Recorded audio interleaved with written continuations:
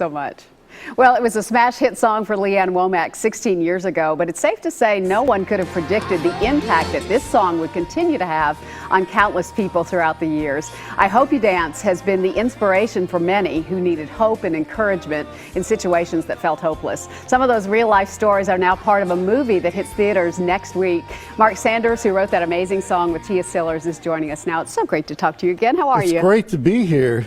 Isn't it amazing when you think about that song, the impact that it's having on people, even still? It just keeps going on and on and on. It's like a whole career. I had a career before that, but I Hope You Dance is a career in itself. And you hear it all the time from people, don't you? I do, every time I play it out. The last time I played it, a gentleman came up to me afterwards and he said, I listened to that song and I knew I had to get out of my marriage. Oh.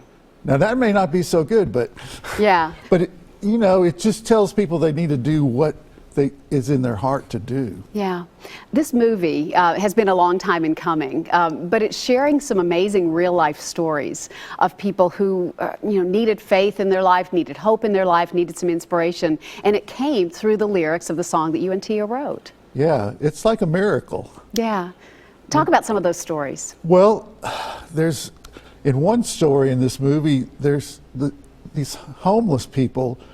The people who are working with them decide that they want to teach the homeless people how to dance.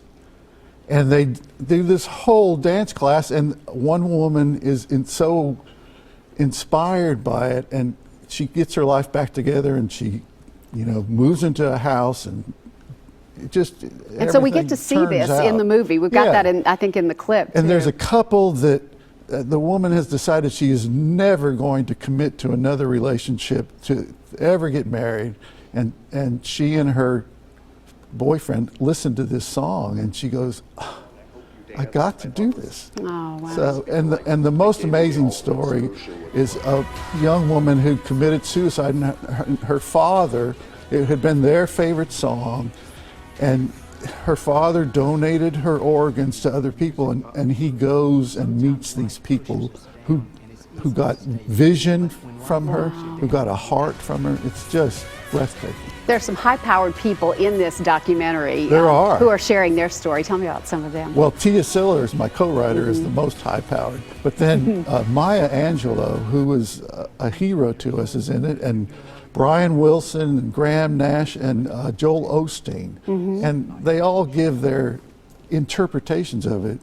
And it's just this little song that Tia and I wrote in 1999 in about 5 hours. Wow. And it took years to make this movie. It took 3 years to make the movie. Yeah. So, there's also a book associated with it that continues the stories of the people that we see in the movie. Right. It edits in all the things, like even all the things I said when they were filming. So it's kind of interesting. I like to hear when I talk, I mean, songwriters don't get this opportunity very often. Well, I think your song has blessed people so many different ways over the years. Well, it's been a wonderful experience for us. Tia and I are just always amazed at what has come of it. That's great. Well, thank you so much for your talents and for sharing with the world. Thanks for having me on. I'm so glad that you're going to get a chance to see this movie. It's called I Hope You Dance, The Power of Spirit and Song. It's going to be in select theaters around Middle Tennessee and Southern Kentucky, May 16th and 23rd, both days, 2 and 7 p.m. There's a link on our website for tickets and more information. You can meet Mark at a book signing on May 20th at 3:30 at the Country Music Hall of Fame.